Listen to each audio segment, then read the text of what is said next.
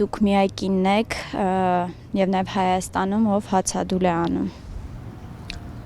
Կա նման տվյալ, այո, ես էլ եմ լսել։ Եվ նաեւ միակինն եք, որ մարտի 8-ը նշել է դրսում։ Հացադուլի մեջ իրականում գիտեք նաև մարտի 8-ի իրավունքների, կանանց իրավունքների մասին է։ Ես հաճախ եմ այդ մասին խոսում ու միշտ հենց այդ օրը հատկապես դիմում բոլոր նրանց, ովքեր ծաղիկներ են նվիրում, որը ես նույնպես հաճույքով ընդունում եմ, բայց ուզում եմ ասել, որ այդ օրը այնքան ծաղիկների մասին չէ, որքան մեր հարգարժան տղամարդկանց ուղերձ է ապահովել միջավայր, որտեղ կինը կկարողանա ամբողջովին դրսևորել եւ իր իրավունքները իրացնել։ Հատկապես պիտի Հայաստանի համար ասեմ, հայ կնոջ պոտենցիալը խելքի մտածողության առումով, հատկապես այսօր անվտանգային առումով անչափ անհրաժեշտ է եւ մենք ունենք չօգտագործված ռեսուրս եւ պիտի ուզենանք, որ կանայք, հայ կանայք դրսևորվեն բոլոր ոլորտներում, բոլոր անխտիր եւ մենք կտեսնենք, որ որակապես այլ պետության մեջ ենք ապրում։ Իշխանականները ձեր երբեմնի ընկերները, գործընկերները այցելել են ձեզ։ Նրանք լավ գիտեն, որ ինձ չպիտի այցելեն։ Նրանք լավ գիտեն, որ իրենք արել են ամեն բան, որ այլևս որևէ միջոց չունեն կամ ինչպես ասեմ, երես չունեն այստեղ երևալու։ Եվ ես նաև մեկ այլ հարցազրույցում եմ ասել, նույնիսկ չհամարձակվեն տարածքով անցնել։ Նրանք այնպես են իրենց պահել պատերազմից հետո Արցախի հարցում, որ ես որևէ մեկին տեսնելու ցանկություն չունեմ եւ իրենք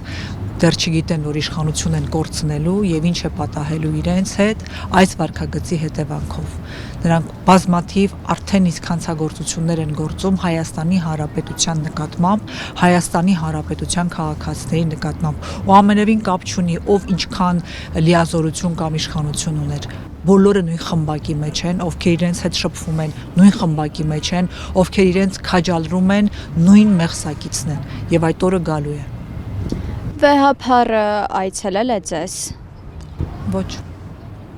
Իսկ ինչ եք կարծում, ինչն է խնդիրը, որ չեն այցելում, չէ՞ որ հոգևորականները պետք է այցելեն, ուշ տան, սա ոչ միայն ձեր խնդիրն է, այլ նաև ամբողջ հայ ազգի խնդիրն է։ Հոգևորականներ այցելել են, Սրբազանն է այցելել, Բագրատ Սրբազանը, հարցրեցիք վեհափառի մասին, ասացի, չգիտեմ, երևի թե հարցն իրեն է պետք ուղղել կամ չեմ կարող ասել, թե ինչպես են իրենք որոշումներ կայացնում, ինձ համար շատ ավելի բազմապատիկ անգամ կարևոր է, այսինքն ինձ այցելելու այս իմաստով այնքան իմաստ չունի, որքան